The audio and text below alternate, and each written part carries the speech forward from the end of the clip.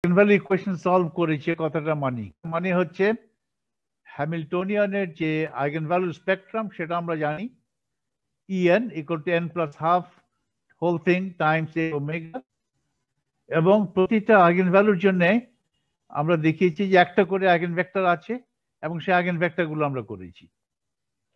ওকে, এবং ওগুলোর আইগেনভেক্টরস গুলোর কোঅর্ডিনেট রিপ্রেজেন্টেশনে আইগেন ফাংশনস গুলো কি সেটা আমরা বের করেছি।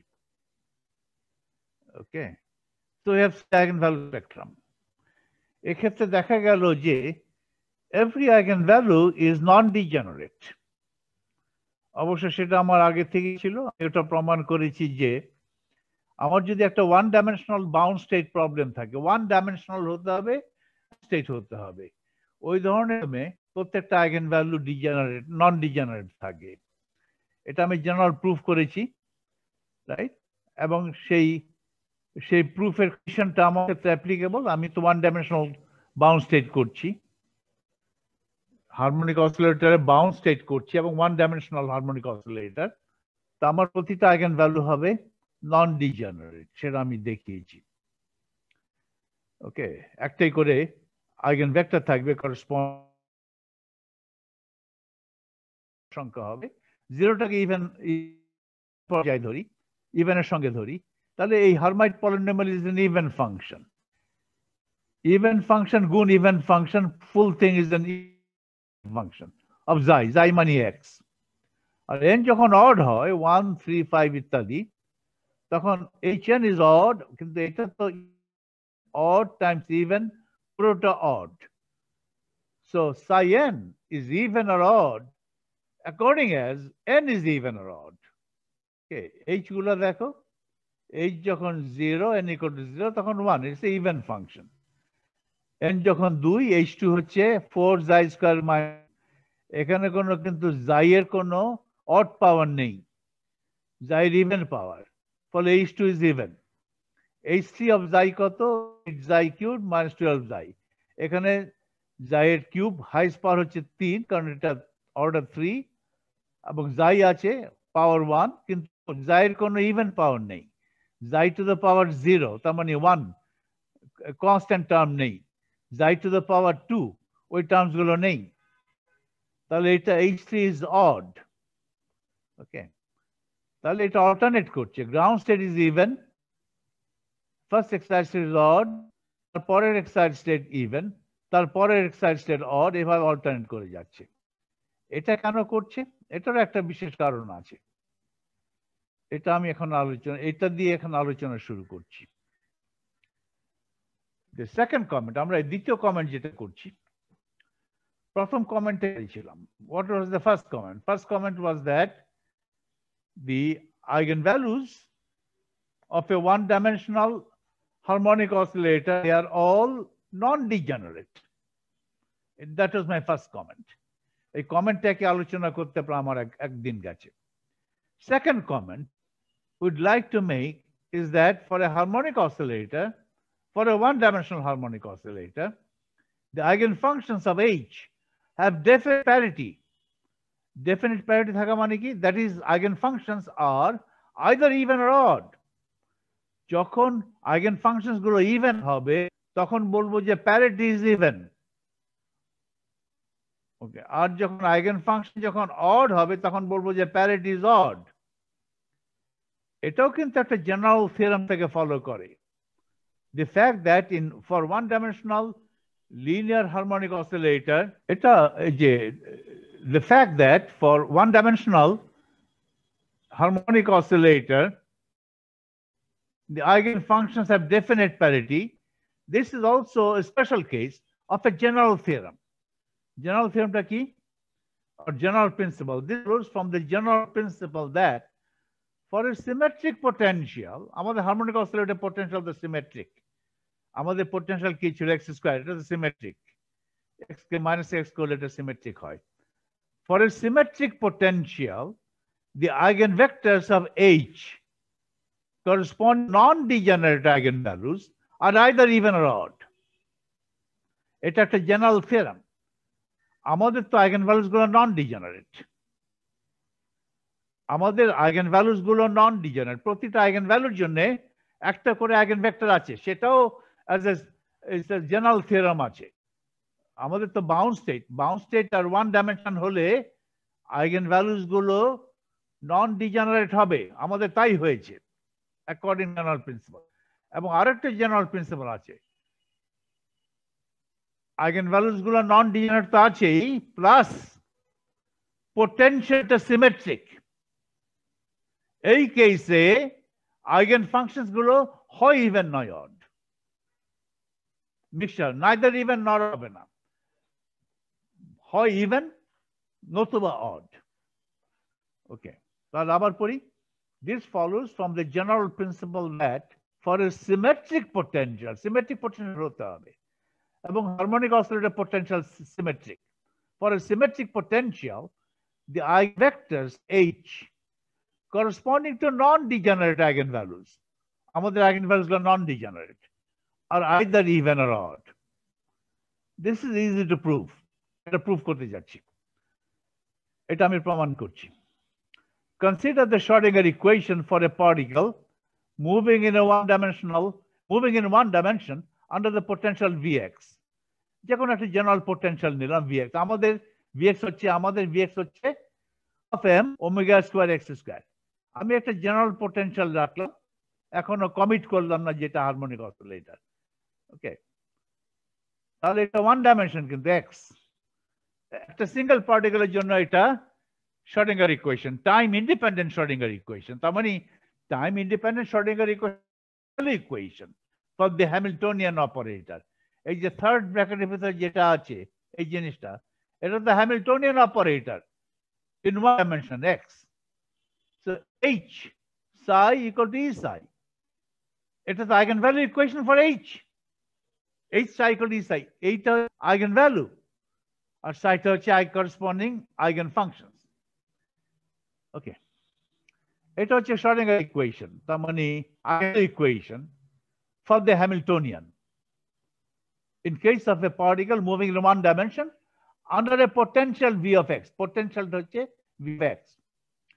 Now make a coordinate transformation, এই equation একটা mathematical transformation করো, x এর জায়গায় minus x লিখো, তাহলে এখানে x স্কয়ার আসলে এখানে যা আছে তাই থাকবে, এখানে হয়ে যাবে v of minus x, আর এখানে হবে psi of minus x, e হয়ে যাবে psi of e times psi of minus x। এটাকে একটা ট্রান্সফরমেশন বলে। এখানে x আছে, x এর পরিবর্তে minus x লেখো, x becomes minus x। ওকে, তাহলে এই যে ট্রান্সফরমেশন, এটাকে বলে প্যারিটি ট্রান্সফরমেশন, এটা বিশেষ নাম দেয়। অর্থাৎ এটা হলো reflection through the origin. x বিন্দু আছে, x বিন্দু রিফ্লেক্ট যদি করো from the through the origin, x বিন্দু হয়ে যায় মাইনাস x বিন্দু। এটা একটা কোঅর্ডিনেট ট্রান্সফরমেশন বলে। এটা বিশেষ কোঅর্ডিনেট ট্রান্সফরমেশন যদি আমি করি, x going to minus x, এই কোঅর্ডিনেট ট্রান্সফরমেশনকে বলা হয় parity transformation, x going to minus x। Three dimension যদি হতো তাহলে আমি বলতাম x goes to minus x, x এর পরিবর্তে মাইনাস x লিখো, y এর পরিবর্তে মাইনাস y লেখো, z এর পরিবর্তে মাইনাস z লিখো, তিনটাই করতে হবে। তখন এটা থ্রি ডাইমেনশনাল প্যারিটি ট্রান্সফরমেশন। ওটাকে বলা হয় reflection through the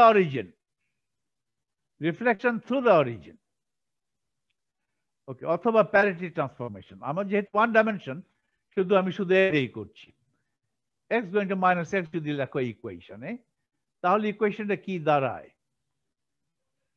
minus x এর সাপেক্ষে দুইবার ডেরিভেটিভটা আর x এর সাপেক্ষে দুইবার ডেরিভেটিভ করা একই জিনিস।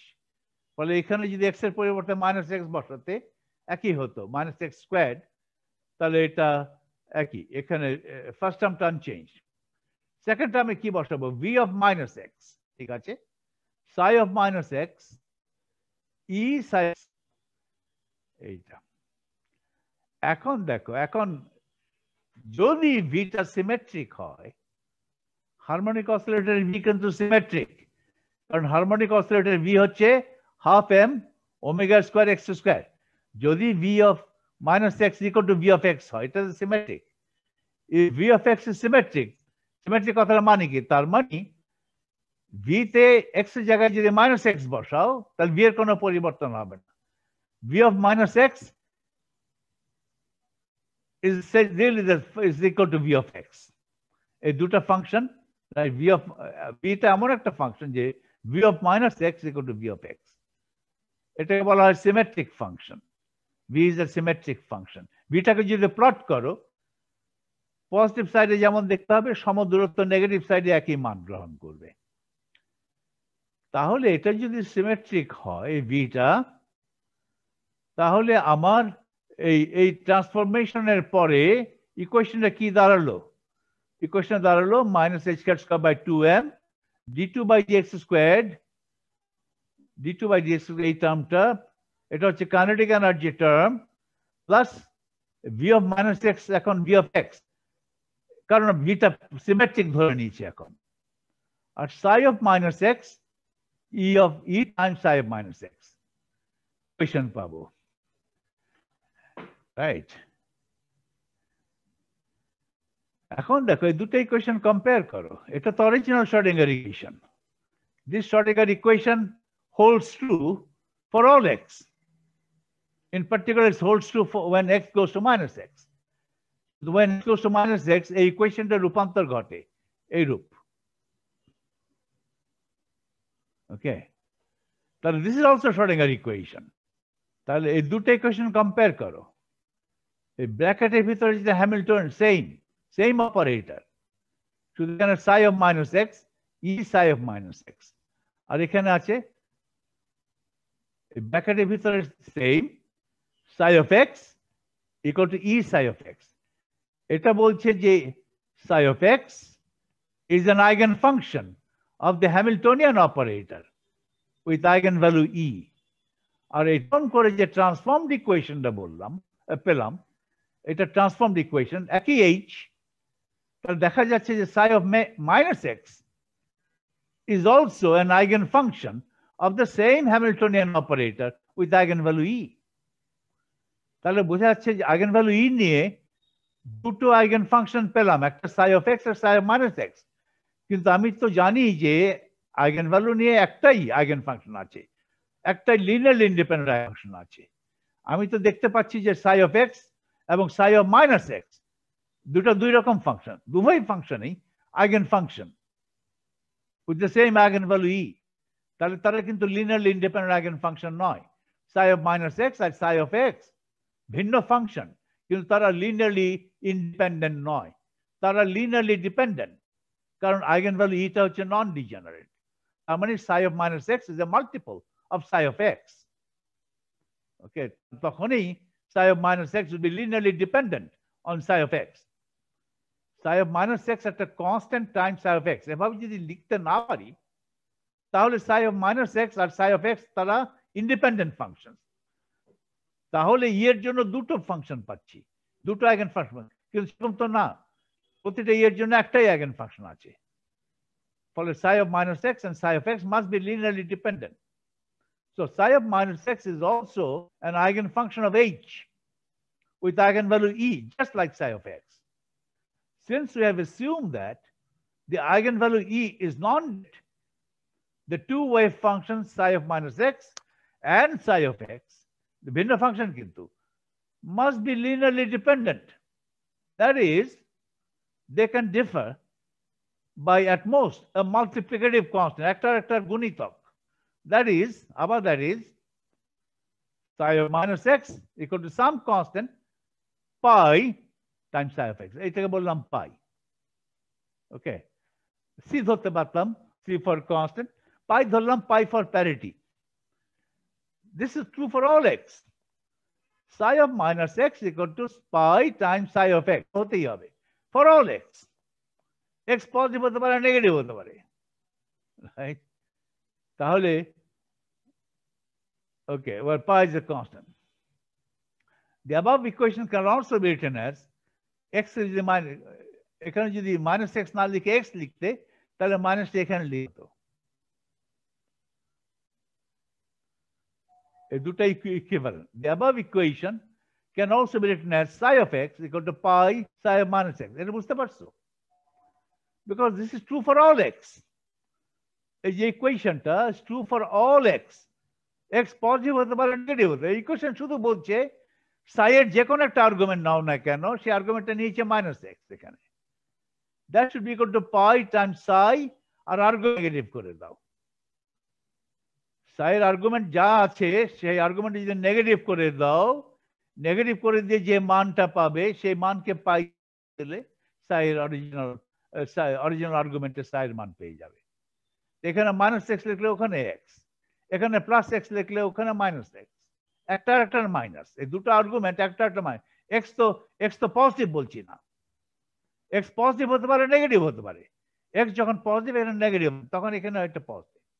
x যখন নেগেটিভ সেটা পজিটিভ আর্গুমেন্ট, তখন এটা উল্টা, পজিটিভ আর্গুমেন্ট হলে এখানে নেগেটিভ। তাহলে মাইনাস সাইনটা এখানে ওখানে দেবে immaterial, because this equation is true for all x।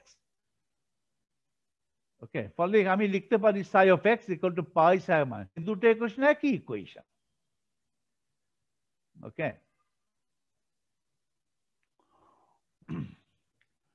combining these two equations we get, দেখো psi of minus x equal to pi psi of x, আবার psi of x equal to pi psi of minus x, তাহলে psi of minus x equal to pi square psi of minus x, তাহলে pi square equal to 1. Pi square 1 হলে pi is either plus or 1 or 1. যদি pi equal to 1 হয়, তার মানে psi of minus x equal to psi of x. That is, the wave function is even and said to have even path. If on the other hand pi is -1, then psi of minus x equal to minus psi of x. That is, the wave function is odd, and the wave function is said to have odd parity. এটা মনে হচ্ছে যে খুব কি হলো না, correct, everything is correct. তোমরা একটু বাসায় গিয়ে ধানে এটা দেখবে আর কি হচ্ছে, এখানে কঠিন না, কি হচ্ছে, রাইট? তার মানে আমি দেখালাম যে psi of x equal to pi psi of x, এখান থেকে লজিক্যালি আর্গু করে দেখাতে পারবো যে psi of x হয় ইভেন নয় অড, সেটাই দেখালাম। ওকে, psi of x odd function. এখন আমি প্লটিং দ্য ওয়েভ ফাংশন করি, ওয়েভ ফাংশন প্লট করি। হেডিং দাও ঠিক মতো হয়নি, ওয়েভ ফাংশন প্লট করি। প্রথম ডায়াগ্রাম আমি পোটেনশিয়ালটা দেখিয়েছি, আমার দেখানো ঠিক হয়নি, এটা একটা প্যারাবোলা। এই লাইন গ্রাফটা হচ্ছে half m omega squared x square, আর এগুলো হচ্ছে energy levels, E0, E1, E2 energy levels. এটা একটা ডায়াগ্রাম। ওকে, এরকম কোনো লাইন, কোথাও কোনো এরকম লাইন কাটা নাই, লাইন আঁকা নেই, আমি নিজে আঁকছি। এটা একটা কনস্ট্রাকশন, এনার্জি লেভেলস লাইন দিয়ে দেখায়, ডট দিয়ে দেখায় না। এটাতে এনার্জি অ্যাক্সিস। আমি এখন ওয়েভ ফাংশন গুলো প্লট করব। psi naught হচ্ছে ground state wave function, psi naught of x। ওকে, আমি psi naught of x এর সাথে প্লট করব না, আমি প্লট করব in terms of psi। psi কি? psi হচ্ছে এটা x over square root of h cut by m omega. psi কিন্তু dimensionless, psi is proportional to x, x এর ডাইমেনশন হচ্ছে length. It's more convenient if I plot in terms of psi. Psi naught plot, psi naught আমার তো করা আছে, একটু আগে যাই, psi naught আমার করা আছে, অনেক আগে আমি করে রেখেছি। n equal to 0 বসাও, এখানে n equal to 0 বসলে এটা তো 1 হয়ে যাবে, তো আমাকে তাহলে exponential function e to the power, এটা Gaussian function e to the power minus half psi square, এটাই প্লট করতে হবে। আর psi কি? psi হচ্ছে দেখো m omega root m omega h cut x, m omega by h cut square root, এটা কিন্তু ইনভার্স লেন্থ, আর এক্সট্রা লেন্থ সব মিলে psi হচ্ছে ডাইমেনশনলেস। তাহলে x কিভাবে লিখবে? x ইকুয়াল টু ঠিক আছে, x হবে psi, অথবা psi কে যদি ভাগ দাও by h cut by m omega, তাহলে তুমি psi পাবে। x কে যদি তুমি ভাগ দাও, এখানে গুণ দিয়েছে by m omega by h cut, আমি যদি ভাগ দেই, যে সংখ্যাটা দিয়ে ভাগ দেব সেটার ডাইমেনশন হতে হবে, কারণ উপরের লেন্থ নিচের লেন্থ মিলে ডাইমেনশনলেস হতে হবে। তাহলে রুট m ওমেগা h কাট দিয়ে গুণ দিয়েছি x কে, কি দিয়ে ভাগ দেব? এটা নিচে নিয়ে নাও, তাহলে ভাগ root H cut by M omega, সেভাবে লিখেছি আর কি। ওকে, আমি একটু আমার ডকুমেন্ট ক্যামেরাতে যাই, আমি জাইটা লিখে নিচ্ছি, psi is equal to M omega by H cut X. এটা খেয়াল রাখতে হবে জাই এবং এক্স কি। ওকে, এখন আমি যাই ওই গ্রাফে যাই, গ্রাফটা আঁকার চেষ্টা করছি আমি।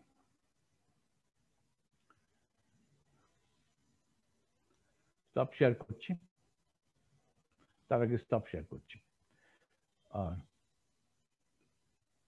আমি কি, তোমরা কি ফুল স্ক্রিনে দেখছো? ওকে,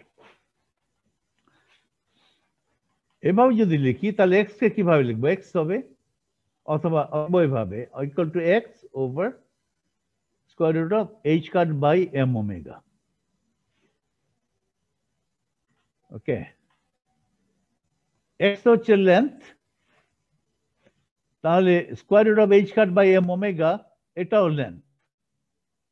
লেন্থ বাই লেন্থ করলে যাই হচ্ছে ডাইমেনশনলেস, যার কোনো ইউনিট নাই। ওকে ওকে, ওইভাবে লিখেছি। এখন আমি I go back to my PDF file. দেখো, আমি গ্রাউন্ড নিয়ে চিন্তা করছি এখন। গ্রাউন্ড স্টেটের এনার্জি কত? ই নট। ই নটটা যদি প্লট করি, ই নট তো কনস্ট্যান্ট এরকম, আর এটা হচ্ছে পোটেনশিয়াল এনার্জির গ্রাফ, প্যারাবোলা। তাহলে এই দুটো পয়েন্টে পয়েন্ট আছে যেখানে ই নটের মান টোটাল এনার্জি আর পোটেনশিয়াল এনার্জির সমান। এই আর একটা পয়েন্ট আছে যেখানে টোটাল এনার্জি এবং পোটেনশিয়াল এনার্জির সমান, আর অন্য পয়েন্টে টোটাল এনার্জি বেশি। কতটুকু বেশি পোটেনশিয়াল এনার্জি থেকে, ততটুকু ওই ডিফারেন্স থেকে বলা হবে কাইনেটিক। তাহলে কাইনেটিক এনার্জি ম্যাক্সিমাম কোন বিন্দুতে? মধ্য বিন্দুতে। একটা পার্টিকেল যখন মুভ করবে ব্যাক এন্ড ফোর্থ অসিলেটর, পার্টিকেলটা যখন মধ্যবিন্দুতে থাকবে তখনই টোটাল এনার্জির সঙ্গে আর পোটেনশিয়াল এনার্জির সঙ্গে তফাৎটা সবচেয়ে বেশি হবে, তখন কাইনেটিক এনার্জি হয়। যে দুটো বিন্দুতে টোটাল এনার্জি এবং পোটেনশিয়াল এনার্জি সমান হয়, সেই দুটো বিন্দুকে বলা হয় ক্লাসিক্যাল টার্নিং পয়েন্ট। কারণ একটা ক্লাসিক্যাল হারমোনিক অসিলেটর যদি নেই, ক্লাসিক্যাল হারমোনিক অসিলেটর কখনো কখনো ওই টার্নিং পয়েন্ট থেকে বাইরে যাবে না। যেমন ধরো এটা যদি এই টার্নিং পয়েন্টের ডান দিকে কখনো আসবে না, অথবা এই টার্নিং পয়েন্টের বাঁ দিকে কখনো আসবে না। কারণ পার্টিকেলটা যদি এটা এই পয়েন্টের ডান দিকে চলে আসে, তখন কি হবে? তখন তো হয়ে যাবে পোটেনশিয়াল এনার্জি তো টোটাল এনার্জি চাইতে বেশি হয়ে যাবে, কাইনেটিক এনার্জি নেগেটিভ হবে। এটা তো ক্লাসিক্যালি একেবারে অ্যালাউড না। কিন্তু কোয়ান্টাম মেকানিক্যালি, রাইট, এনার্জি নিশ্চয়তার কারণে পার্টিকেলটা কিন্তু কিছু দূর এই সময় টার্নিং পয়েন্ট ভেদ করে এই ক্লাসিক্যালি ইনঅ্যাক্সেসিবল রিজিয়নে চলে আসতে পারে। সেটা পরে আমি দেখব, একটু পরেই দেখছি। কিন্তু ক্লাসিক্যালি এই পয়েন্টের এই টার্নিং পয়েন্ট থেকে ডান দিকে কোনো ক্রমেই পার্টিকেলটা থাকবে না।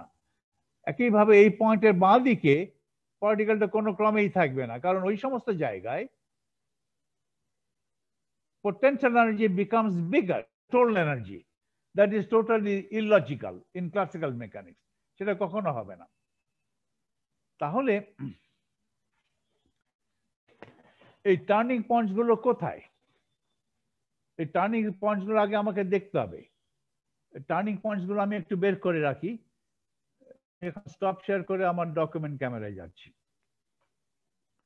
খেয়াল রাখো, আমি তো গ্রাউন্ড স্টেট দেখছি। আমার গ্রাফ হচ্ছে এটা। কেন? আমার হাতের কাছে যে কলম আছে, কলমে লেখে না।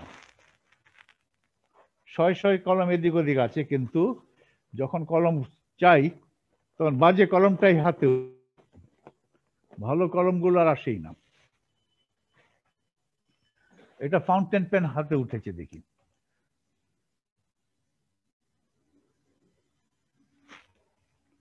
গ্রাফ আঁকছি, এটা পোটেনশিয়াল এনার্জি গ্রাফ আঁকলাম। এটা আঁকলাম half M omega square x square. আর গ্রাউন্ড স্টেটের জন্য এনার্জি লেভেল আঁকছি, এটা হলো হাফ এইচ কাট ওমেগা। এই দুটো পয়েন্টে এটা কিন্তু সিমেট্রিক। এই পয়েন্ট যদি এই দুটো সিমেট্রিক পয়েন্টে এ তে এবং মাইনাস এ তে পোটেনশিয়াল এনার্জি এবং টোটাল এনার্জি সমান, এই দুটো পয়েন্টে কাইনেটিক এনার্জি শূন্য। এই দুটো পয়েন্টকে বলা হবে classical turning point.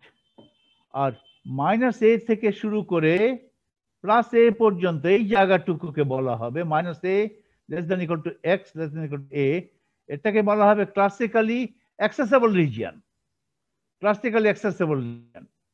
R a থেকে ডানে এই সমস্ত পয়েন্টস গুলো তাহলে এক্স গ্রেটার দেন এ, আর মাইনাস এ থেকে বাঁয়ে এই পয়েন্টস গুলো x equal to less than minus এটাকে বাদ দিয়ে এই পয়েন্ট এই region x equal less than minus a, x greater than plus এ, এগুলোকে বলা হয় ক্লাসিক্যালি ইনঅ্যাক্সেসেবল। ক্লাসিক্যালি পার্টিকেলটার এক্স কখনো এর চাইতে বেশি হবে না। সবচেয়ে বড় এক্স হতে পারে, এক্স এর মান হতে পারে এ, আবার মাইনাস এর চাইতেও কম হবে না এক্স এর মান, সবচেয়ে কম হতে পারে মাইনাস এ। তো মাইনাস এ থেকে প্লাস এ পর্যন্ত, minus a plus A inclusive, এটাকে বলা হয় classically accessible region. Accessible region. Okay, এখন এই টার্নিং পয়েন্টটা দেখি। ক্লাসিক্যাল টার্নিং পয়েন্টটা এর মানগুলো বের করি। তাহলে half M omega squared X squared equal to half H cut omega,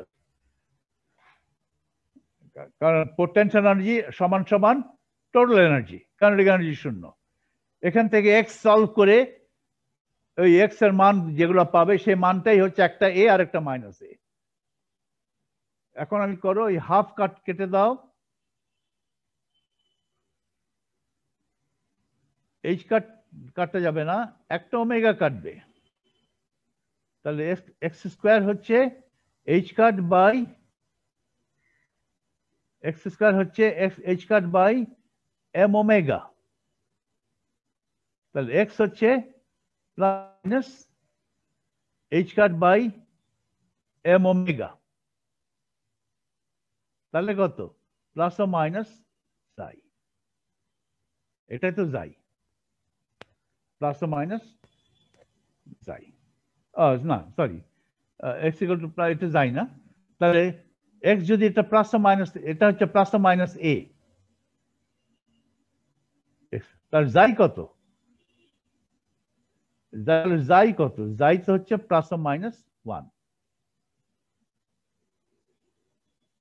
যাই হচ্ছে প্লাস ও মাইনাস 1। এখন আমি প্লট করতে চাই। আমি আবার অন্য পাত্র চেঞ্জ করি।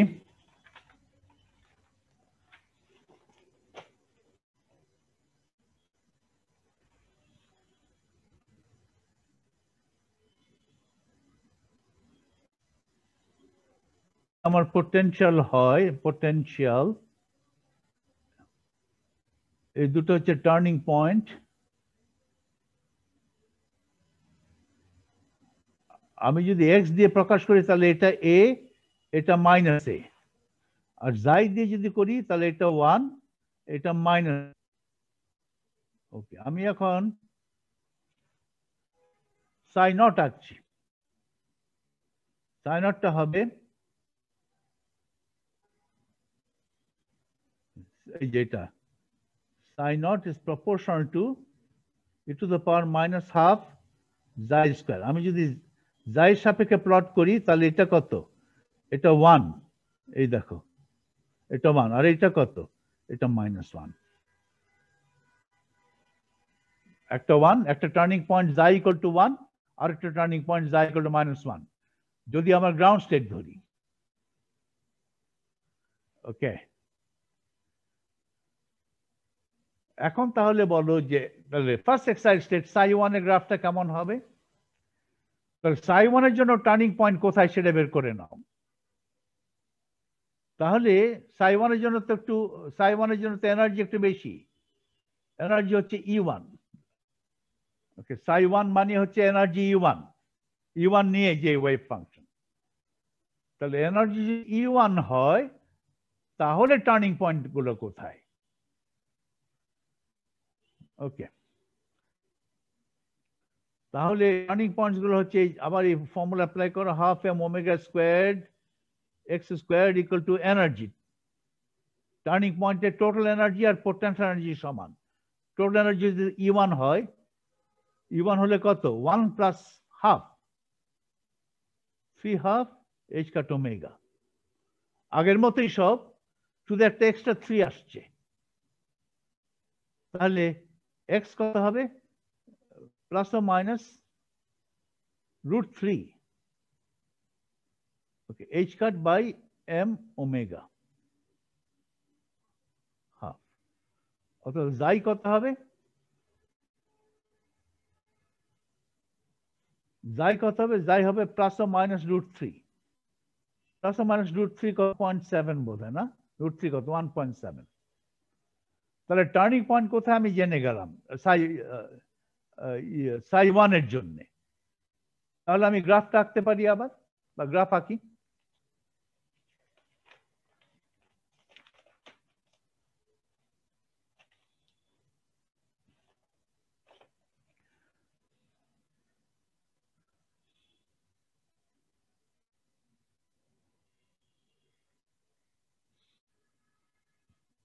এটা আমার পোটেনশিয়াল এনার্জি ছিল।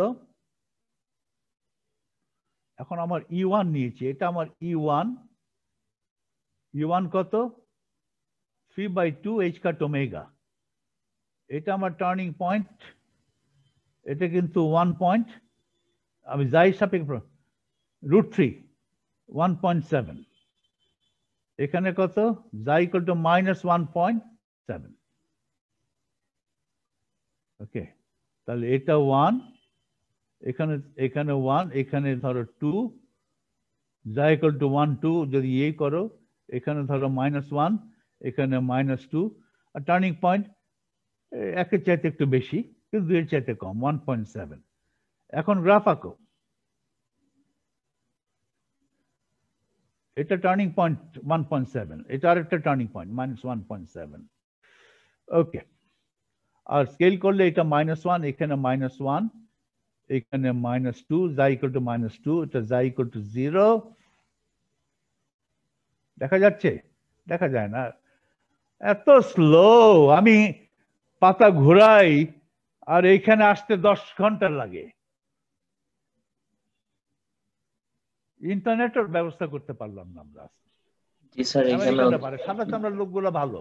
তো আমাদের কি করতে হবে? তাদের তো প্রস্রাব খাইতে হবে, সাদা চামড়ার যে প্রস্রাব করে সেটা আইনা খাইতে হবে।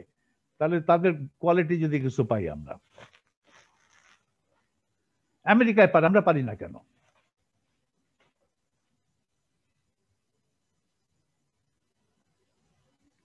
এটা 1, এটা 2, আটকে যায়। তাহলে হলো এটা এটা টার্নিং পয়েন্ট, এখানে একটা, এদিকে টার্নিং পয়েন্ট, এটা মাইনাস, এটা এই টার্নিং পয়েন্টটা কোথায়? টার্নিং পয়েন্ট এই জায়গায়, √3। √3 কত? 1.7, যা ইকুয়াল টু 1.7। এটা -√3, যা ইকুয়াল টু -1.7। এটা টার্নিং পয়েন্টে খেয়াল রাখতে হবে। এখন গ্রাফ আঁকো, সাই 1 আঁকো। সাই 1 আঁকলে কি হবে? সাই 1 গ্রাফটা এমন হবে দেখতে।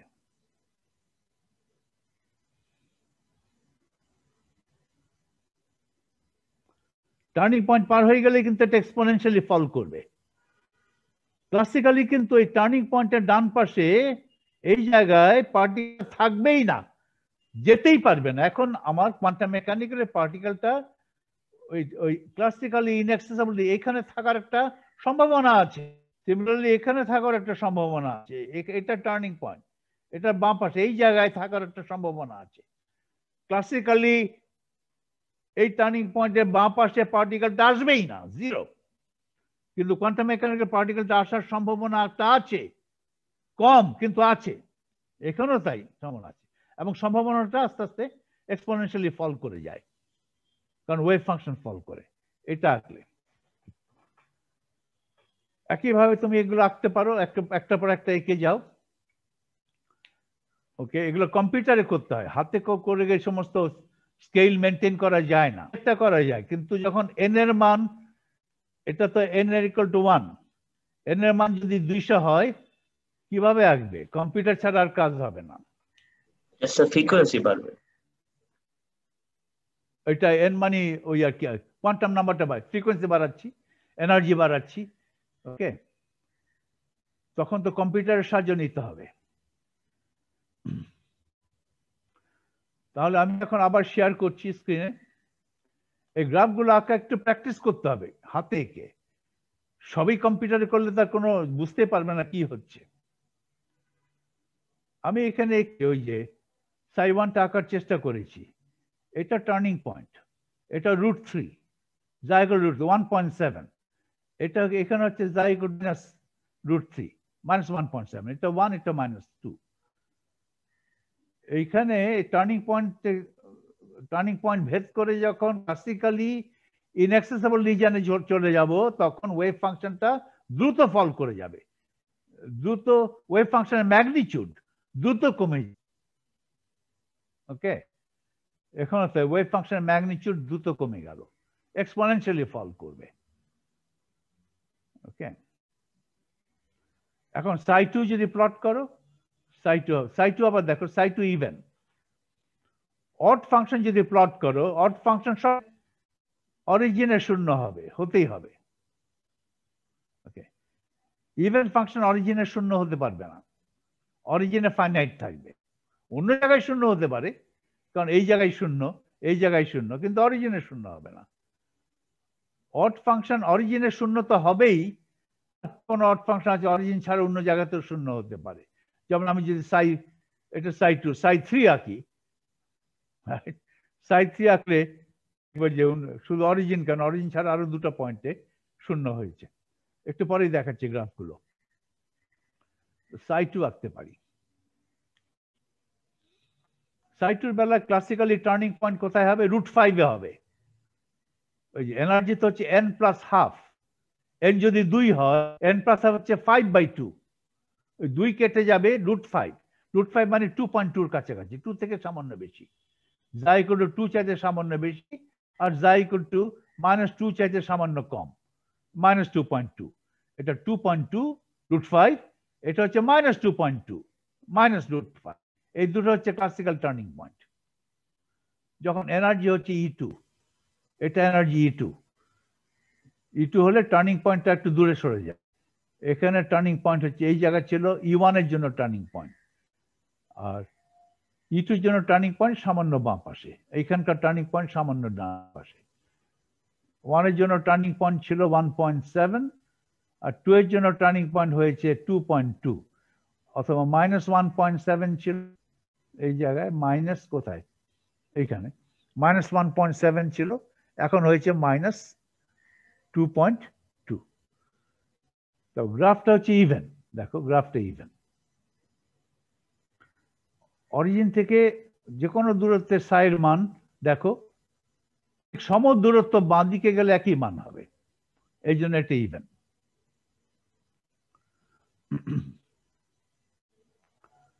এখন the ground state is even and does not have any nodes. কোথাও কি শূন্য ক্রস করে গেছে? সাইনট ফাংশনটা দেখো, প্লট দেখো, সাইনট ফাংশনের কোথাও কি শূন্য ক্রস করে পজিটিভ থেকে নেগেটিভে গেছে? যায়নি।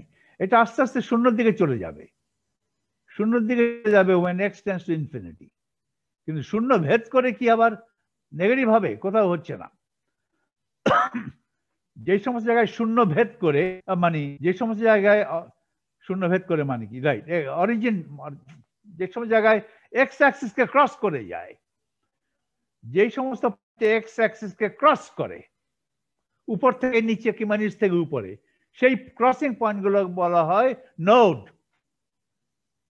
এর স্থান কোথায় ক্রস করেছে এক্স অ্যাক্সিস কে? এই জায়গায়, এই যে একটা নোড, এটা একটা নোড। সাই2 কোথায় ক্রস করেছে? এই জায়গায় এবং এই জায়গায়, এই দুটো হচ্ছে নোড। যেই জায়গায় ফাংশনটা এক্সিস কে ক্রস করে এক সাইড থেকে অন্য সাইডে যায়, তাহলে সেই দুটো পয়েন্টকে বলা হয়, সেই পয়েন্টগুলোকে বলা হবে নোড। সাই নটের কয়টা নোড আছে? একটা নোডও নাই, জিরো। যেই জায়গায় সাই নট শূন্য হয় সেগুলো নোড বলে না। সাই নট তো শূন্য, সাই ওয়ানও শূন্য হবে যখন x tends to minus infinity এবং x tends to plus infinity. কিন্তু আস্তে আস্তে শূন্য হয়ে যাবে, কিন্তু শূন্য ক্রস নেগেটিভে যাবে না, অথবা নেগেটিভ থেকে পজিটিভ যাবে না। ফলে plus infinity minus infinity node নয়। নোডগুলো ফাইনাইট দূরত্বে হয়, এবং ফাইনাইট দূরত্বে ওয়েভ ফাংশন যদি অরিজিনকে ক্রস করে তাহলে সেই পয়েন্টটাকে বলা হবে নোড। যেমন সাই ওয়ানে একটা নোড, সাই টুতে দুটো নোড আছে, সাই নটে কোনো নোড নেই। এখন বলো সাই থ্রি যদি আঁকতাম কটা নোড পেতাম? তিনটা। সাই ফোর হলে কয়টা নোড পেতাম? আঁকি নাই, কটা নোড পেতাম? চারটা। এভাবে করে নোডের সংখ্যা ইনক্রিজ করত। ওকে, সেটা আমি আবার পরে দেখাবো কিছু গ্রাফ। এখন তুমি একটু আলোচনা করি। The ground state is even and does not have any node. The first excited state, Ket1 এর corresponding wave function হচ্ছে one, right? Ket1 তার odd না, Ket1 এর যে corresponding wave function আছে সেটা odd. The first excited state, Ket1 odd.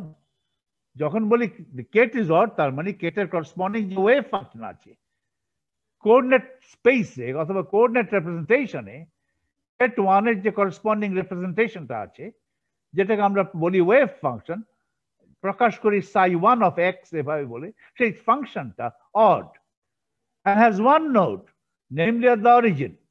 এই কথাগুলো তোমাদের বুঝতে হবে ভালো করে। এই যে সাই ওয়ান তো অড, সাই ওয়ানের কয়টা? একটা, এই জায়গায় at the origin. Okay. The second excited state, তার মানে n equal to the second excited state, is even with two nodes.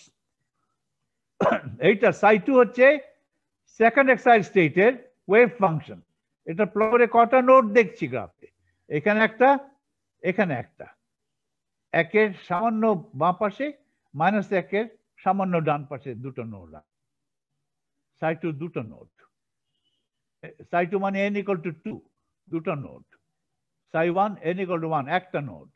Sai 0 equal to 0, 0 node, কোথাও কোনো নোড নাই। Okay.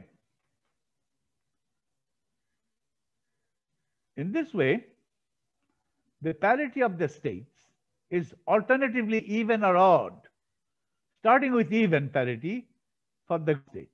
Ground state even দিয়ে শুরু করলাম, তারপর একটা odd, তারপর একটা even, তারপর একটা odd, এভাবে যাচ্ছে। তাহলে even নিয়ে তো অনেক আছে, odd নিয়ে তো অনেকগুলো আছে। তাদের মধ্যে কি ডিস্টিংশন?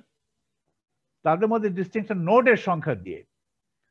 নোডের সংখ্যা সমান সমান n এর মান। n এর 5 হয় তাহলে কটা নোড হবে? 5টা নোড হবে। n equal to 5 তো অড, একটা নোড হবে 0-তে, আর দুটো ডান দিকে দুটো থাকবে বাঁ দিকে, 5টা নোড। n equal to 7 হলে সেটা অড, কটা নোড থাকবে? 7টা। একটা তো 0-তে থাকতে হবে কারণ এটা অড ফাংশন, আর বাকি রইল 6। 6টার মধ্যে 3টা থাকবে ডান দিকে, 3টা থাকবে বাঁ দিকে, 7টা। আর যদি এর মান, ছোট হাতের এর মান যদি ইভেন হয়, n equal to 0, কোনো নোড নাই, n equal to 2, দুটো নোড, একটা বাম পাশে একটা ডান পাশে, মাঝখানে 0-তে ইভেন ফাংশনে কোনো নোড থাকতে পারবে না, অড ফাংশনের নোড হবে। n equal to 18 যদি নেই, কটা নোড? 18টা। তার মধ্যে 9টা থাকবে ডান পাশে, 9টা থাকবে বাঁ পাশে, 18টা। তাহলে ইভেন ফাংশন তো ইনফিনিট সংখ্যক ইভেন ফাংশন আছে। n equal to 0, 4, 6, 8, 10, এগুলো সব তো ইভেন। অড নিয়ে তো ইনফিনিট সংখ্যক অড আছে, 1, 3, 5, 7, 9, এগুলো তো সব অড। ইভেন গুলোর মধ্যে একটা আরেকটার সঙ্গে ডিস্টিংশন কিভাবে করব? সবগুলো ইভেন বললে ঠিক আছে, কিন্তু কোনটার n বেশি কোনটার n কম সেটা কিভাবে বলবে?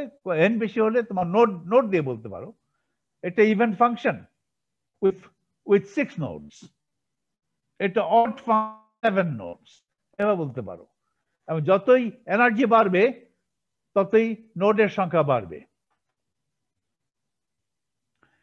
The fact that the ground state is always even, সবচেয়ে কম এনার্জি যে স্টেটটা সেটা সবসময় ইভেন হবে, তারপরে অল্টারনেট, তারপরটা অড, তারপরটা ইভেন, এভাবে যাচ্ছে।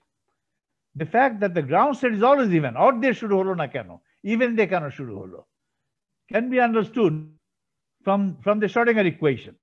Schrodinger equation কে এইভাবে লিখি, d2 psi dx square equal to k squared psi of x. এই k টাকে বলা হয় ওয়েভ নাম্বার। দেখো k স্কয়ার, কেটা হচ্ছে 2m by h square e minus d of x। ওই Schrodinger equation এভাবে প্রকাশ করো। ওই psi এর যে Schrodinger equation কোনটা, এটা টাইম ইন্ডিপেন্ডেন্ট Schrodinger equation, তার মানে h psi equal to e psi, সেই ইকুয়েশনটাকে, সেই ইকুয়েশনটা কোথায় লেখা ছিল, এক পর্যায়ে লেখা ছিল অনেক আগে, আমরা এইভাবে লিখতে হবে সেটা, এইটা, এই ইকুয়েশনটা, এটাই তো h psi equal to e psi। ইটাকে বাঁ দিকে নিয়ে আসো, তারপরে 2m by h square দিয়ে গুণ দাও, মাইনাস সাইনটা দিয়ে গুণ দাও, গুণ দিয়ে যেটা পাবে সেই ইকুয়েশন হলো, রিরাইট করে যেটা পাবে, রিরাইট করলে এই ধরনের ইকুয়েশন, এইটা। এখানে ই কোথায় গেল, ই কে এর ভিতরে আছে। If E large as for excited states, excited state এ গেলে ইটা লার্জ হবে, যত বেশি excited state তত লার্জ, তত ই তত large. If E is large as for excited states, then K would be large. যে কোনো x এর জন্য K would be large for an excited state than for the ground state. Within the classically allowed region, মানে ওই দুটো turning পয়েন্টের মাঝামাঝি জায়গায়, দুটো টার্নিং পয়েন্টের ভেতরে, within the allowed region, classically allowed region n equal to 1 এর জন্য, psi 1 এর জন্য, অথবা E1 এনার্জি যখন E1 এনার্জির জন্য n equal to 1 মানে E1, সেই এনার্জির জন্য ক্লাসিক্যালি অ্যালাউড রিজন কোনটা, xi equal to -√3 থেকে শুরু করে xi equal to +√3 পর্যন্ত, এটাই হচ্ছে classically allowed region. Classically allowed রিজনের বাইরেও ওয়েভ ফাংশন অল্প হলেও আছে, তার মানে পার্টিকেলটা ক্লাসিক্যালি অ্যালাউড রিজনের বাইরে যেতে পারে, কিন্তু যাওয়ার সম্ভাবনা কম। বেশিরভাগ সময় পার্টিকেলটা ওই দুটো ক্লাসিক্যাল টার্নিং পয়েন্টের ভেতরেই অবস্থান নেবে, থাকবে, এবং টার্নিং পয়েন্টস গুলো ডিপেন্ড করে এনার্জির উপর। এনার্জি যখন E1, তখন টার্নিং পয়েন্ট ছিল xi at -1.7 and at xi at +1.7, 1.7 মানে √3।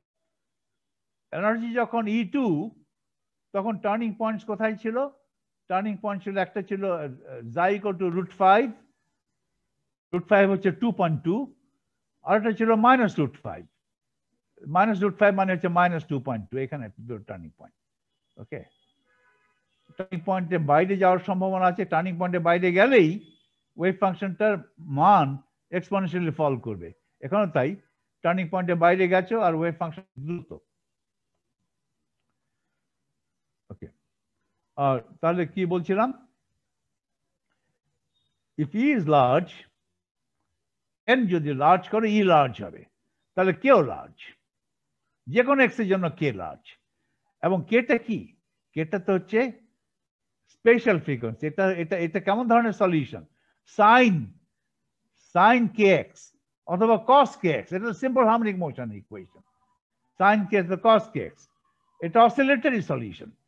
Inside the turning point k square is positive, তার মানে সলিউশনটা হচ্ছে oscillatory, like sine kx cos।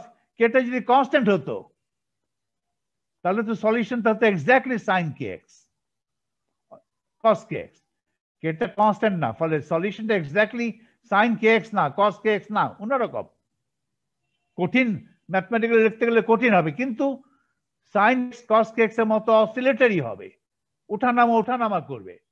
Wave function যখন প্লট করবে ভার্সেস এক্স, ওয়েভ ফাংশন উঠানামা করবে, সেই উঠানামা দ্রুত করবে না আস্তে আস্তে করবে, ডিপেন্ড করে কে এর মান কত বেশি। কে এর মান যদি বেশি হয় তাহলে এই ওয়েভ ফাংশনটা বেশি দ্রুত উঠানামা করবে, বেশ কয়েকবার জিরো ক্রস করে এদিক ওদিক যাবে, উপর নিচ করবে ওয়েভ ফাংশনটা। ওয়েভ ফাংশন যখন প্লট করো, ওয়েভ ফাংশন তার জন্তু না, এটা লাফায়, গ্রাফে দেখা যাবে যে এটা ওয়েভ ফাংশনটা অসিলেট করছে, ওয়েভ ফাংশনটা অসিলেট করছে, গ্রাফটা উঁচু উপর নিচ করছে আর কি। তাই পড়ো, if E is large as for excited states, K would be large. আবার then কেন লিখছে? K would be large. Within the classically allowed region, Kx is positive. And the wave function psi of x is oscillating. এটা oscillator বুঝতে গেলে ধরে নেই কেটা constant, তাহলে সলিউশন কি? তাহলে তো আমি দেখছি সলিউশন হচ্ছে সাইন কে এক্স অথবা কস কে এক্স। সাইন কে এক্স কস কে এক্স তো হচ্ছে oscillation, oscillatory graph. Sign k x কে যদি ভার্সেস এক্স প্লট কেমন হবে? ওঠানামা করবে, ঠিক আছে? কস কে এক্স ও তাই, অসিলেটরি। কত দ্রুত অসিলেট করবে, তো বেশি নোট থাকবে কম থাকবে কিনা, বেশি নোট থাকলে নোটগুলোর মধ্যে দূরত্ব খুব কম হবে, সেটা ডিপেন্ড করে কে এর মান কত। কে এর মান যদি অনেক বেশি হয় তাহলে আমারটা খুব দ্রুত হবে, অল্প ডিস্টেন্সে অনেকবার জিরো ক্রস করে যাবে, অনেকগুলো নোট হবে। আর কে এর মান যদি অতি কম হয় তাহলে ওঠানামাটা কম, নোটের সঙ্গে কম হবে। আর কে এর মান যদি সর্বনিম্ন হয় গ্রাউন্ড স্টেটে, কে এর মান এত কম যে আর এটার গ্রাফটার উঠানামা করছে না, কোনো জিরো ক্রসিং হবে না, কে এর মান এত ছোট। কে এর মান সবচেয়ে ছোট হয় কখন? গ্রাউন্ড স্টেটে। আর উঠানামা যদি একেবারে নাই করে, নোটের সংখ্যা কত? নোটের সংখ্যা জিরো হওয়া মানে ওটা ইভেন হতেই হবে, সেটাই বলা আছে এখানে। If x is large, spatial oscillation frequency is large too. Special অর্থ, স্পেশাল মানে কি? গ্রাফ তো প্লট করছি আমি সাইন কে এক্স কস কে এক্স, এগুলো প্লট করছি। একটা আছে সময়ের সঙ্গে ফ্রিকোয়েন্সি কত, ওটাই আসলে ফ্রিকোয়েন্সি। আমি এটা বলছি স্পেশাল ফ্রিকোয়েন্সি মানে হচ্ছে ওটাকে বলে ওয়েভলেন্থ। স্পেশাল অসিলেশন তুমি যে প্লট করো না, sine k of x versus x plot করো, sine k of x versus x plot করো। এক্স টাইম নাই এখানে, সব x. Sine k x versus x plot করো, গ্রাফটা কি হবে? গ্রাফ আঁকতেই পারো। এখন মনে করো কে এখন লার্জ, প্রথম গ্রাফ কে এর মান যা ছিল, এখন দ্বিতীয় গ্রাফে কে এর মান ডাবল হয়ে গেল, তাহলে গ্রাফটা কি হবে?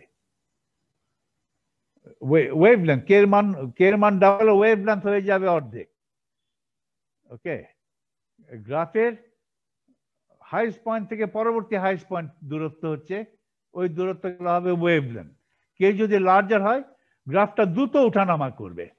দ্রুত উঠানামা করা মানে হচ্ছে স্পেশাল ফ্রিকোয়েন্সি বেড়ে যাবে। ফ্রিকোয়েন্সি মানে কয়বার উঠানামা করলো একক এক্স এর জন্য, একক সময়ের জন্য না, একক এক্স এ যখন গ্রাফ প্লট করছো, গ্রাফ প্লট করছো উঠানামা, অসিলেশন একক দূরত্বের জন্য কয়বার উঠানামা করলো সেটাকে বলা হয় স্পেশাল ফ্রিকোয়েন্সি। ওকে, সেই ফ্রিকোয়েন্সি বড় হবে যদি কে লার্জ হয়, স্পেশাল ফ্রিকোয়েন্সি যদি বড় হয় নোডের সংখ্যা বড় হবে, উঠানামা বেশি করলে নোডের সংখ্যা বেশি হবে। ওকে, for the ground state E has the least value so that there are no nodes at all. কে এর মান সবচেয়ে কম, এত কম যে কোনো উঠানামা করবে, ওকে, কোনো অসিলেশন হচ্ছে না, কোনো স্পেশাল অসিলেশন হচ্ছে না। আর কোনো অসিলেশন না হওয়া মানে হচ্ছে it must be even. The wave function then must be even, because for an odd function there must be at least one node at x equal to 0. Odd function যদি হয় তাহলে at least একটা node তো থাকতেই হবে, node নাই মানে এটা ইভেন, অটোমেটিক্যালি ইভেন। ওকে, কারণ অড যদি হতো তাহলে at least একটা নোড থাকতে হবে অড ফাংশনে, একটা থাকতে পারে, তিনটা থাকতে পারে, থাকতে পারে, odd number of nodes, at least একটা থাকতে হবে। For a classical harmonic oscillator, there is no possibility at all for finding the oscillator in the forbidden region. But a quantum oscillator tunnels into the classically forbidden so that there is a finite probability for finding the oscillator in the forbidden region. এটাই বলছে, tunnel করা মানে এই কথাটাই বলছে, একটু dramatic verb বলছে। A classically inaccessible region যেটা এখানে যা equal to 1, যা ইকুয়াল টু 1, তার মানে x equal to square by m omega, যা ইকুয়াল টু 1 এর ডান দিকে দেখো ওয়েভ ফাংশনটা আছে, একেবারে শূন্য হয়নি, কিন্তু দ্রুত শূন্য, কিছু দূর গেলে একেবারে শূন্য এত কম হবে যে শূন্যই ধরা যাবে। কিন্তু একেবারে আমি বলতে পারছি না যে ওয়ানের ডান পাশে মোটেই যাবে না। ক্লাসিক্যালি ইনঅ্যাক্সেসিবল রিজনে পার্টিকেলটা থাকার সম্ভাবনা কম হলেও আছে। একইভাবে এটা এটা এখানে -1 লেখা উচিত ছিল, এটা +1, এটা -1। -1 এর বাঁ পাশে ওয়েভ ফাংশনটা 0 নয়। যতই দূরে ক্লাসিক্যাল টার্নিং পয়েন্ট থেকে ওয়েভ ফাংশনের দ্রুত 0-এর দিকে যাচ্ছে, কিন্তু -1 এর বাঁ পাশে পার্টিকেলটা একেবারে থাকবে না সেটা বলা যায় না, কারণ ওয়েভ ফাংশন ছোট কিন্তু একেবারে 0 নয়। এটাকে বলে tunnels some distance into the classically ইনঅ্যাক্সেসিবল reason, as if একটা ছিদ্র করে চলে গেল ওখানে। এগুলো কথার কথা হিসাবে আমরা বলি। ছিদ্র কিভাবে করে, এটা তো সব তো ম্যাথমেটিক্যাল কথা হচ্ছে। ছিদ্র ফিদ্রগুলো খুব ড্রামাটিক ভাষায় কথা বলছি। ছিদ্র করা, আমি তো একটা দেয়ালে ছিদ্র করতে পারি, কিন্তু পোটেনশিয়ালের ভেতরে ছিদ্র করলাম মানে কি?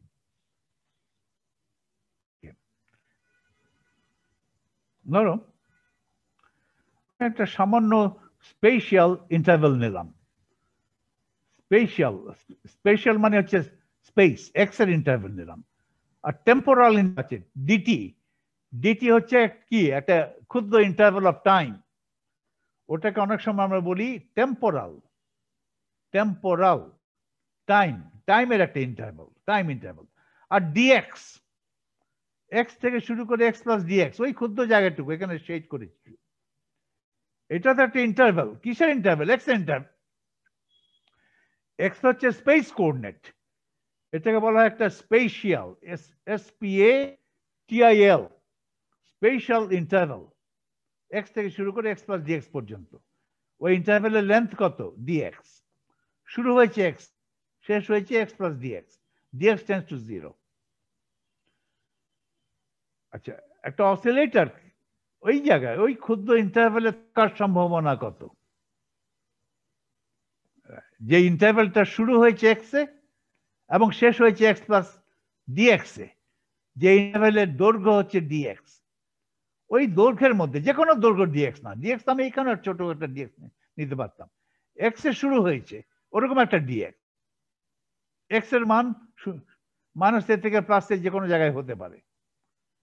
এক্স থেকে এক্স প্লাস ডিএক্স ওই ক্ষুদ্র ইন্টারভেলে থাকার সম্ভাবনা, ওই সম্ভাবনাকে আমি লিখবো, ধরো ডিপি লিখলাম। ধরো ডিপি কি লিখবো? Rho X times dx.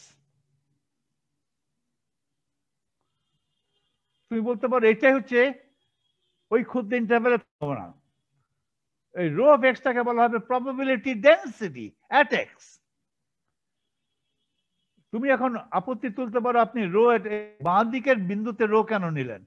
এই ইন্টারভেলের মধ্যবিন্দুতে রো নিতে পারতেন। তাহলে rho at x plus dx by 2 times DX. আরেকজন বলতে পারে মধ্যবিন্দু কেন? ডানের বিন্দুতে, ওই ইন্টারভেলের ডান দিকের বিন্দুতে রো নেব। আমি তাহলে লিখতে পারি rho at x plus dx times dx, কিন্তু dx tends to 0।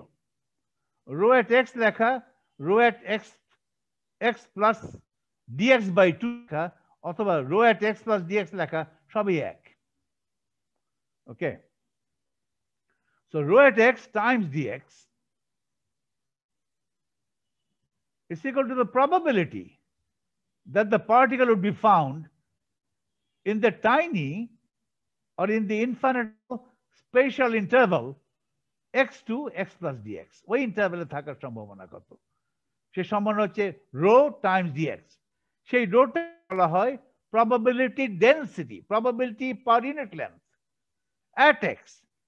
probability per unit length এর মান x এর উপর আবার নির্ভরশীল হতে, এক এক জায়গায় এক এক রকম মান হবে।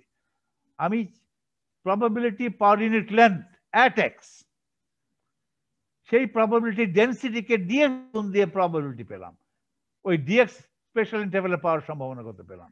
তাহলে rho of x times dx is the probability the oscillator, that the particle oscillating would be found in the interval x2 x plus dx। ওই রোটাকেই বলা হয় পজিশন প্রবাবিলিটি ডেনসিটি, এবং কোয়ান্টাম মেকানিক্স বলে পজিশন প্রবাবিলিটি ডেনসিটি হবে সাই mod square.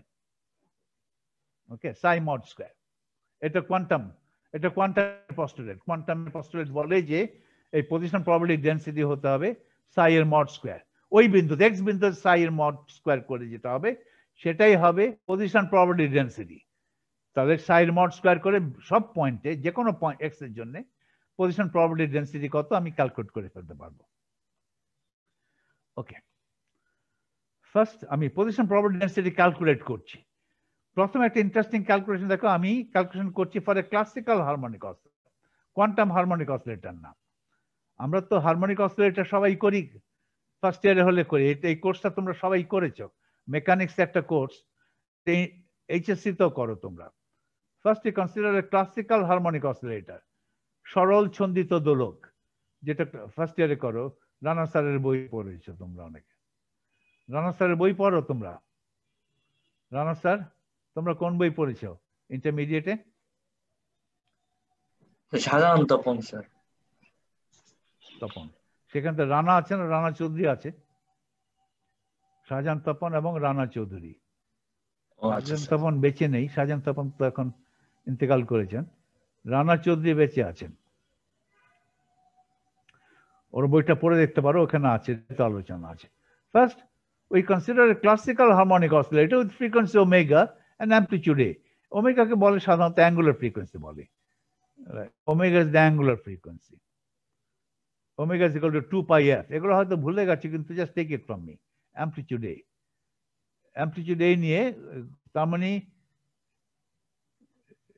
মধ্যবিন্দু থেকে সর্বোচ্চ দূরত্ব ডান পাশে A, এটা ক্লাসিক্যাল, তাহলে এর ডান পাশে যেতেই পারবে না। আর সর্বোচ্চ দূরত্ব বাম পাশে আবার সেই এ, তাহলে সর্বোচ্চ দূরত্বে আসলে বাম পাশে এক্স এর মান হবে মাইনাস এ। ওকে, এই দুটো point x equal to a, x equal to minus a, যেখানে ই এবং পোটেনশিয়াল এনার্জি মিলে যায়, সেই দুটো পয়েন্টে turning point. The points x equal to plus a and x equal to minus a are the turning points of motion. Classical খেয়াল রাখো। The amplitude is found in energy. এর মান এনার্জির উপর নির্ভর করবে অবশ্যই। কিভাবে? By noting that at x equal to plus or minus a, দুটো টার্নিং পয়েন্টে entire energy is potential, পুরো এনার্জি potential. Therefore, ওই টার্নিং পয়েন্টে এনার্জি কত? Half M omega square, x equal to plus a কিংবা minus a, a is equal to e. তাহলে এ হবে √2e by m omega square. E যত বেশি হবে এ তত বাড়বে। ক্লাসিক্যাল মেকানিজম হলো কি, এর মান যা ইচ্ছা তাই হতে পারে। The value of E can vary in a continuous manner. Quantum oscillator E is discrete. এই একটা তফাৎ আছে। ওকে, এর কোন একটা কিছু হতে পারে, কিন্তু এর মানের উপর ডিপেন্ড করবে টার্নিং পয়েন্ট কত দূরে। ই যদি বেশি হয় তাহলে টার্নিং পয়েন্টটা বেশি দূরে হবে অরিজিন থেকে, তার মানে অনেক লম্বা জায়গা জুড়ে পার্টিকেলটা অসিলেট করতে পারে। The regions x greater than a, x less than minus a are totally forbidden to the classical oscillator, since in these regions v of x is greater than e, so that kinetic energy normally becomes negative. এই জায়গায় এ ডান পাশে এটাকে include করে না। x greater than a, x যখন সমান a, তখন তো কাইনেটিক এনার্জি শূন্য। কাইনেটিক এনার্জি শূন্য তো হতেই পারে, পার্টিকেল যদি বসে থাকে কাইনেটিক এনার্জি শূন্য। এক্স যদি গ্রেটার দেন এ হয়, তখন কিন্তু পোটেনশিয়াল এনার্জি গ্রাফটা টোটাল এনার্জি গ্রাফের উপরে চলে যাচ্ছে, পোটেনশিয়াল বেশি হয়ে যাচ্ছে। এটা তো কখনো হতে পারে না। পোটেনশিয়াল এনার্জি বেশি হয়ে যাওয়া মানে কাইনেটিক এনার্জি নেগেটিভ হয়ে যাচ্ছে। কাইনেটিক এনার্জি তো নেগেটিভ হবে না, মিনিমাম মান কাইনেটিক বহন করতে পারে এটা শূন্য। নেগেটিভ কাইনেটিক এনার্জি বলে লজিক্যালি কিছু নেই। ফলে x greater than a R x less than minus, এটাকে ওই দুটো জায়গাকে বলা হয়, রিজিয়নকে বলা হয় ক্লাসিক্যালি ফরবিডেন। ওকে, কেন? সমস্ত জায়গায় kinetic energy formally becomes negative. আমি যদি লিখি কাইনেটিক এনার্জি যোগ potential energy equal to total energy, এই ফর্মুলা যদি এক্স গ্রেটার দেন এ কিংবা এক্স লেস দেন মাইনাস এই সমস্ত জায়গায় খাটাতে যাই, তো দেখবো যে কাইনেটিক এনার্জি নেগেটিভ আসছে, ফর্মালি বিকামস নেগেটিভ। কিন্তু negative kinetic classical mechanics allowed না। ফলে পার্টিকেলটা সবসময় মাইনাস এ থেকে শুরু করে প্লাস এর ভিতরে থাকবে, minus A and plus A inclusive, ওই জায়গাটুকুকে বলে মাইনাস এ থেকে প্লাস এ, এই পুরো স্পেশাল ইন্টারভেলটাকে বলা হবে classically accessible region. Okay. The probability that the oscillatory particle will be found in a small spatial interval x to x plus dx within the accessible region is equal to the fraction of the time the particle spent in traversing the spatial interval during one cycle. Thus, dp equal to 2 dt by capital T. ব্যাপারটা দেখো, একটা cycle, ধরো পার্টিকেলটা x equal এ তে শুরু করলো। একটা cycle মানে কি, এক্স থেকে এতে শুরু করে একবারে বাঁয়ে চলে গেল, আবার ফিরে এসে এক্স ইকুয়াল টু এ তে আসলো, এই একটা সাইকেল। এই সাইকেলটা কমপ্লিট করতে সময় ক্যাপিটাল টি সেকেন্ডস। ক্যাপিটাল টিটাকে বলা হয় টাইম পিরিয়ড। টাইম পিরিয়ডের সঙ্গে ফ্রিকোয়েন্সি একটা সম্পর্ক আছে, ওমেগার একটা সম্পর্ক আছে। Time period is equal to 2 pi by omega. এই সমস্ত ফর্মুলাগুলো তোমরা পড়েছো, খুব সোজা ফর্মুলা এগুলো, কিন্তু এগুলো বিস্তারিত আলোচনা করতে গেলে আমার আরো 1 ঘন্টা। Just take it from me. Frequency যদি বেশি হয়, ওমেগা যদি বেশি হয়, খুব দ্রুত এই পার্টিকেলটা খুব দ্রুত আসা যাওয়া করছে মাইনাস এর মধ্যে, তাহলে সময়টা লাগবে, একটা সাইকেল কমপ্লিট করতে সময় লাগবে কম, টাইম পিরিয়ড হবে কম। টাইম পিরিয়ডের ফর্মুলা হচ্ছে 2 পাই বাই ওমেগা। ওমেগা বেশি হলে টি কম, টাইম পিরিয়ড কম, ওমেগা কম হলে টাইম পিরিয়ড বেশি, লজিক্যালি মনে হচ্ছে। তাহলে এ থেকে শুরু করলো, ধরো একেবারে মাইনাস এ থেকে আবার এতে ফিরে আসলে একটা সাইকেল কমপ্লিট হলো। ওকে, সময় লাগলো capital T second, capital T হলো 2 পাই বাই ওমেগা। ওই সময়ে পার্টিকেল কবার এই ইন্টারভেল ক্রস করলো, কয়বার? 2 বার। একবার এখান থেকে বাঁ দিকে যাওয়ার সময় একবার ডিএক্স এই ইন্টারভেলটা ক্রস করে গেল, আবার ফিরে আসার সময় আবার এই ইন্টারভেলটা ক্রস করে ফিরে আসলো। ওই যে ক্ষুদ্র স্পেশাল ইন্টারভেলটা নিলাম, একটা পূর্ণ দোলনকালে যখন কমপ্লিট করলো তখন ওই ক্ষুদ্র ইন্টারভেল দিয়ে 2 বার ক্রস করে, একবার ডান দিকে যাওয়ার সময়, একবার বাঁ দিকে যাওয়ার সময়। প্রতি ক্রসিং একবার যেতে যদি লাগে সময় লাগে ডি, তাহলে ওই ক্ষুদ্র ইন্টারভেলে কত সময় অতিবাহিত করে? 2 ডিটি। আর পুরো সাইকেলের সময় কমপ্লিট করতে সময় লাগে ক্যাপিটাল টি। তাহলে একটা সাইকেলের যখন কমপ্লিট হচ্ছে, একটা সাইকেল যখন হচ্ছে, ওই সাইকেলে এই ক্ষুদ্র জায়গায় থাকার সম্ভাবনা কত? এই ক্ষুদ্র জায়গায় থাকার সম্ভাবনা হচ্ছে 2t, 2 ছোট হাতের টি ডিভাইড বাই ক্যাপিটাল টি। এটা ভেবে লিখেছি আর কি। দেখো এটা পড়ো আবার। The probability that the oscillating particle would be found in a small spatial interval x to x plus dx within the accessible region is equal to the fraction of the time the particle spends in traversing the spatial interval during one cycle. ওই special ইন্টারভেলটা traverse করার সময়, traverse করতে যেই সময়টা লাগলো, সেই সময়টা পূর্ণ দোলনকালের কতটুকু ফ্র্যাকশন, কত ফ্র্যাকশন, 0.5 না 0.3? ওই ফ্র্যাকশন যদি 0.3 হয়, তাহলে এখানে থাকার সম্ভাবনা হচ্ছে 0.3। ওকে, এই কথাটাই আমি বলতে চাচ্ছি ওখানে। আবার পড়ি, the probability that the oscillating particle will be found in a small spatial interval x to x plus dx, এই ইন্টারভেলটা অবশ্যই অ্যাক্সেসিবল রিজনের ভিতরে আছে, is equal to the fraction of the time। কোন টাইমের ফ্র্যাকশন? পূর্ণ দোলনকালের fraction. Fraction of the time the particle spends in traversing the spatial during one cycle। ওইখানে বলা আছে ওয়ান সাইকেল কমপ্লিট করতে যেই সময় লাগে তার কত ফ্র্যাকশন। ওকে, ওই ছোট্ট ইন্টারভেলের মধ্যে, স্পেশাল ইন্টারভেলে কাটায়, ওই ক্ষুদ্র ইন্টারভেল ক্রস করতে লাগে সময় লাগে ধরো ডিটি, 2 বার ক্রস করে, তাহলে ওই ক্ষুদ্র স্পেশাল ইন্টারভেল এক্স থেকে এক্স প্লাস ডিএক্স কত সময় অতিবাহিত করে? 2 ডিটি। একটা পূর্ণ দোলনকালের সময় লাগে কত? Capital T. তাহলে 2 ডিটি ডিভাইড বাই টি, এটাই তো ফ্র্যাকশন। কার ফ্র্যাকশন? পূর্ণ দোলনকালের। এই ফ্র্যাকশনটা হচ্ছে ডিপি, ওই ক্ষুদ্র ইন্টারভেলে থাকার সম্ভাবনা। এটাই বলছি, dp is 2dt by capital T. আর ডিটিটা কি? ডিটি হচ্ছে ওই special interval x to x plus, এটা অতিক্রম করতে হয় বাঁ দিক থেকে ডান দিকে যাচ্ছে কিংবা ডান দিক থেকে বাঁ দিকে যাচ্ছে, এই অতিক্রম করতে কত সময় লাগে? সময় লাগে ডিটি।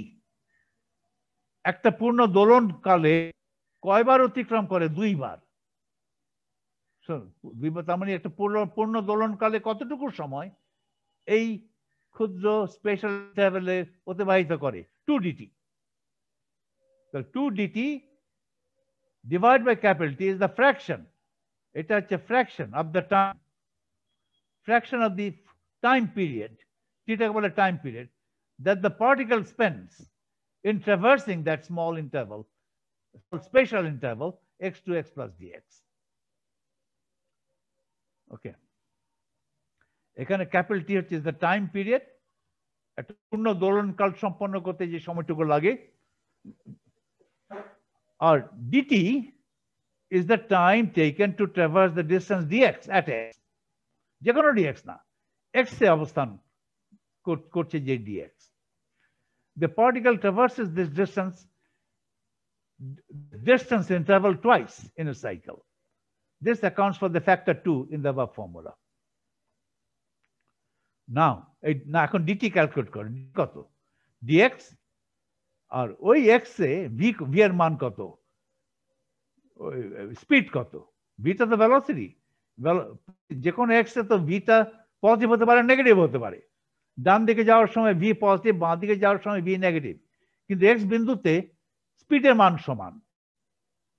স্পিড যদি হয় 5, তাহলে ভেলোসিটি হতে পারে ওই বিন্দুতে হয় +5 আর -5। ওকে, আমি স্পিড চাচ্ছি, ডিটি ইজ ইকুয়াল টু ওই দূরত্ব DX by speed V of X mod, but v of x is the velocity of the particle at x. এই velocity প্লাস হতে পারে মাইনাস হতে পারে, কিন্তু স্পিড হচ্ছে ভেলোসিটির মডুলাস। ওকে, এখন v of x আমি তো পেতে পারি কনজারভেশন অফ এনার্জি। যে কোনো বিন্দু x এ kinetic energy half M V square x, ওই x বিন্দুতে ভেলোসিটি স্কয়ার, ওইখানে পোটেনশিয়াল এনার্জি হচ্ছে half M omega square x square, ওটা এনার্জি। এবং এনার্জি কত? সর্বডানের বিন্দুতে অথবা সর্ববামের বিন্দুতে পোটেনশিয়াল এনার্জি যা, সেটাই তো টোটাল এনার্জি। সর্বোচ্চ ডানের বিন্দু কোনটা? x = a। সবচেয়ে ডান পার্টিকেলটা তো এই -a থেকে +a এর মধ্যে ঘোরাফেরা করছে, এভাবে একটাকে ভেদ করে তো ওই দিকে যাচ্ছে না, মাইনাস থেকে ভেদ করে দিকে বাঁয়ে যাচ্ছে না, -a থেকে +a এর মধ্যেই অসিলেট করছে। সবচেয়ে দূরের দূরত্ব কত? দূরের সবচেয়ে বেশি কোঅর্ডিনেট x কত? x তখন a। বাঁ দিকে সবচেয়ে বেশি কত? -a। ম্যাথমেটিক্যালি -a সবচেয়ে কম, কিন্তু দূরত্ব সবচেয়ে বেশি। ওকে, তাহলে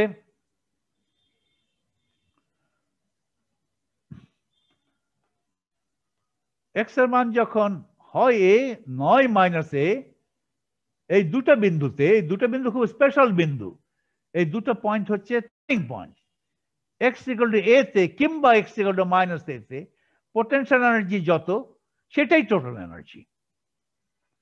অন্য বিন্দুতে কাইনেটিক এনার্জি এবং পোটেনশিয়াল এনার্জি মিলে টোটাল এনার্জি হয়। যেমন এই বিন্দুতে যদি থাকি, এই বিন্দুতে পোটেনশিয়াল এনার্জি হচ্ছে এইটুকু, আর বাকিটুকু হচ্ছে কাইনেটিক এনার্জি, দুটো মিলে টোটাল এনার্জি। কিন্তু x = -a তে পোটেনশিয়াল এনার্জিটাই টোটাল এনার্জি। একইভাবে x এ তো পোটেনশিয়াল এনার্জির মানই টোটাল এনার্জি। তাহলে x = +a কিংবা -a তে পোটেনশিয়াল এনার্জি মান কত? Half M omega square, x এর পরিবর্তে +a বসাও, তাহলেই তো হবে। তাহলে x = a তে যা পোটেনশিয়াল এনার্জি, সেটাই টোটাল এনার্জি। তাহলে x = a কিংবা x -a তে পোটেনশিয়াল এনার্জি কত? Half M omega square a square.